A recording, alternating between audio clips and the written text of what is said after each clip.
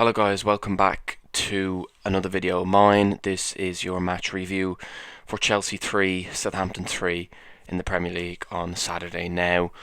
I've had time. There's obviously been a couple of days since the game. It's a late review, so I apologise for that. There's been a bit of a reflection time, obviously, since the game. But, you know, despite that reflection period, the same feelings are still there of just disappointment, frustration, and the fact that it just feels like I'm listening to a broken record player of just nothing's changed. Nothing's changing. We're just seeing the same mistakes over and over again. And, you know, it's becoming increasingly frustrating, which is what the title of the video is, that I'm just becoming increasingly frustrated at the fact that we, as fans, quite clearly know that the defence is shocking. The defence is shocking, and I'm actually being polite by saying that they're shocking because it's almost embarrassing. There's a field over there, just the other side of my house, where there's a local football team that plays there. They run like schoolboy level, you know, age group. I've seen better defending over there by, you know, 10, 11-year-old footballers than I do watching Chelsea. It's just it doesn't add up, and I just can't understand how we see this constant pattern of shocking defending. We saw it last season, we've seen it this season, yet nothing has changed. We see no improvement at all.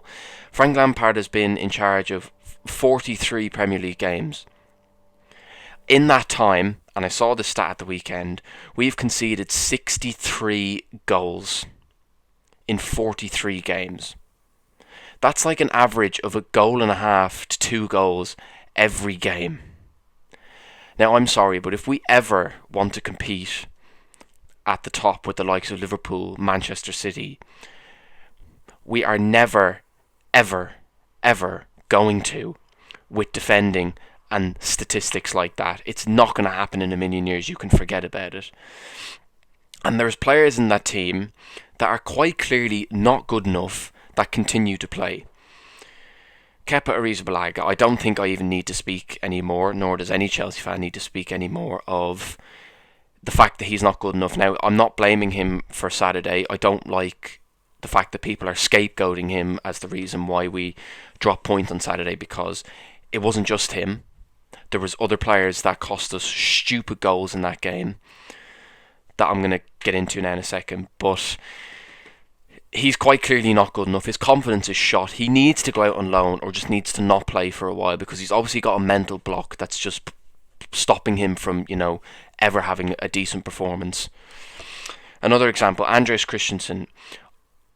He just looks like a nervous wreck every time he plays. There was a couple of moments on Saturday alone, and the list could go on, where he just, anytime the ball came near him, he just panics. He just freezes and doesn't know what to do. Kurt Zuma, now, I'm not saying he's not good enough, but I'm singling him out. Singling him out for criticism on Saturday, because he was shocking. He was at fault for the second goal. Yes, Kepa made a stupid decision. He pulled out of 50-50, but Kurt Zuma was the one who put him in such a horrible position by, you know, just, he played a little casual pass back to Kepa when he's quite clearly under pressure. That second goal was fucking comical, by the way. I was almost trying to contain my laughter about how bad it was, because watching Chelsea for the past year and a half, I never thought I could see our defending get even worse than it is, but yet we saw it on Saturday. It was like a Bert and Ernie, you know, skit. It was just shocking, and, you know, it's just embarrassing. It really is. Mason Mount, now, Mason Mount seems to divide opinion in regards to, you know, should he be starting, should he not? Is he good enough? Is he not? Now, I think Mason Mount has ability. I do.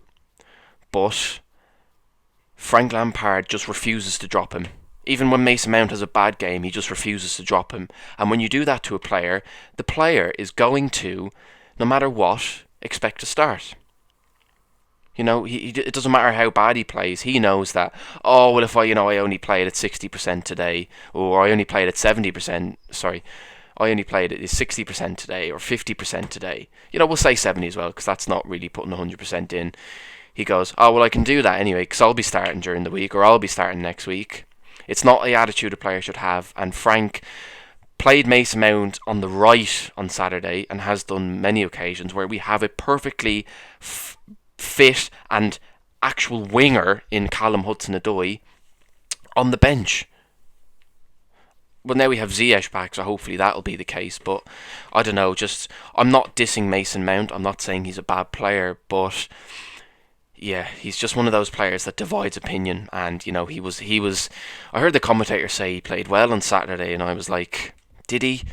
He was very, he didn't do much. He was a bit non-existent in the game. Anyway, they're just a couple of players that are just quite clearly not good enough. Some of them were not good enough on the day, and then some players just aren't good enough in general. Kepa and Christensen, I would label as the ones who aren't good enough in general, and then Mount and Zuma were just shocking on Saturday. But I'm gonna look at the bigger picture here today. I'm not gonna get too much into the game itself, because I'll only just get annoyed again. But one thing I do want to bring up about the game on Saturday, I mentioned the second goal, which was like a comic book skit of how bad it was. But the third goal is what really annoys me now. Southampton scored their equaliser in the 92nd minute from a free kick. Another set piece problem that we have that just has led on from last season into this season. The ball, it wasn't the free kick. The fact that we managed to somewhat get the ball clear from the original free kick, it went straight out to Theo Walcott. And what the problem was is that Theo Walcott shot, and Yannick Vestergaard was the one who got the touch on the shot to kind of put it in. My problem was, and there was a clip or a photo of the goal where Yannick Vestergaard is around the centre circle, and there were 5, and I repeat, 5 Chelsea players around Vestergaard. Not one of them goal side or marking him. Now, I'm sorry, but if you, as professional footballers earning multi-million pounds a week, that train ridiculously hard and at a high intensity where tactics are drilled into your head, if you're not able to use common sense and basic rules of football that you were taught when you were growing up and playing in academies, and I wouldn't even say academies, when you were playing when you were like 5 or 6, that you're meant to mark your players and be goal side. I'm sorry, but if you're a professional footballer and you can't do that, well then you shouldn't be playing. I mean, it's just as simple as that. How can one man be free when there's 5 players around him? That's what really, really annoys me. Now, as I said, I'm going to just look at the bigger picture of this game. I am still quite annoyed by the fact of it. We have a game tomorrow, so we need to kind of look more towards that than, go back on past games. But this is just such an annoying, really, really frustrating match to dissect and to look at, because we should have had that game won at half time. Like, let's be honest, the first half we played good. We were good. But that's because we didn't allow Southampton to get at us, because we were so fluent going forward. Timo Werner was brilliant. Timo Werner is the only player, really, that can come off with his head held high, really. You could look at some others, but the second half performance was shocking, if I'm being honest. But anyway, I'm not going to get into that. The first half we played really, really well. And then, we should have been home and dry. It should have been about 3 or 4-0 by the time Southampton even got the goal through Danny Ings. And that Danny Ings goal completely changed the complexion of the game. It happens with any team. It doesn't matter if it's Chelsea versus Southampton, or, Ebbsfleet United against Dagenham and Redbridge. You know what I mean? If one team has a 2-goal advantage and they are cruising, dominating the game, and then the opposition gets a goal right before half-time, the dynamic of the game changes like that.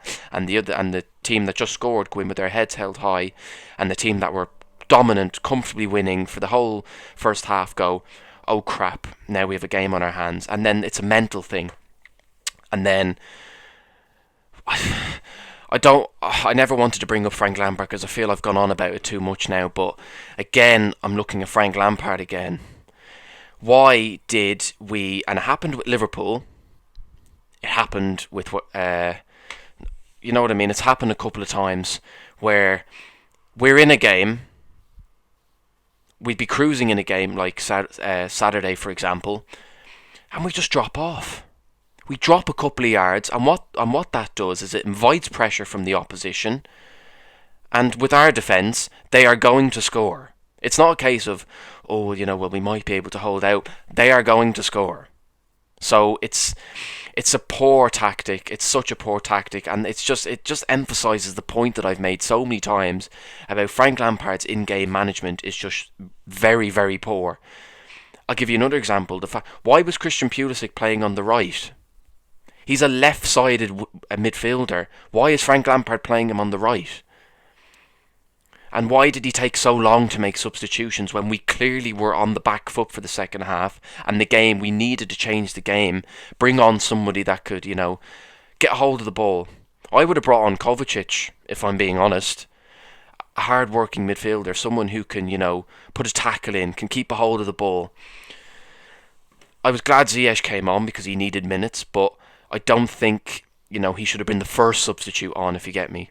I think he should have been maybe the second or third. I don't even think we made all three substitutions. I think we only made two. He should have been the second substitution. We needed to bring someone on. Our first substitute on should have been someone who can, you know, bring the game back in our favour. As I said, like a Kovacic, for example, who can hold the ball, who can put a tackle in, who can, you know, do all the hard work that you need when you're on the back foot. And just the whole sitting back, allowing Southampton to put pressure on us. And they said it's not the first time this has happened. It just really, really infuriates me. And, you know, I knew Southampton would get that equaliser in the last minute. I knew it. I called it from when we were getting to the last 10 minutes. We were 3-2 up with 10 minutes to go. The dynamic of the game hadn't changed, you know, in the period from when we went 3-2 up to that point. And that the fact that we went 3-2 up was purely because Southampton switched off, because we scored just after they equalised, and they switched off. And that's the thing, you're at your most vulnerable when you've just scored. And Southampton switched off for that goal. It was a good goal by us, we worked it very well, but Southampton switched off. And I thought, okay, maybe by going back ahead in the game, we can, you know, we can start to get a foothold in the game again. We can start, you know, controlling the game. We have the possession of the ball.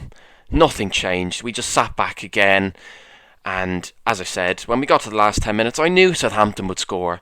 Our defence is just a shambles. And, you know, people saying we have a great attack, which we do, and we were very good in attack on Saturday. But when you score 3 goals in a game, you expect to win. And as I say, it's all well and good having a great attack, because we'll score 4 goals, yeah, brilliant, but we'll concede 4 goals, and it just puts more pressure on the attacking players to score goals and create chances. As Sir Alex Ferguson said a long while ago, you're never going to win a league without a good defence, or maybe it was the flip side of that, you know, you win leagues by having a great defence. And it's true, because having a good defence, a defence and the goalkeeper are the foundations of any team. That's where, you know, if you have a solid defence and a good goalkeeper, it gives the midfield players and the attacking players more freedom to be creative, to score goals. All those things. We don't have that. We don't have that at all. And what I don't understand, and what really needs to be sorted out, is that we need to have a set back four. We need to pick a back four where we try it.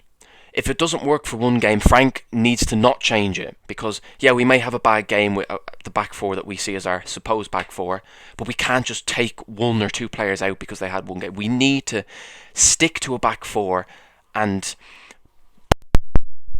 why Liverpool are so successful. That's why Manchester City have been so successful. That's why the old Manchester United teams were so successful. That's why our old teams were successful. The likes of Terry, Carvalho, Ashley Cole, you know, Paulo Ferreira.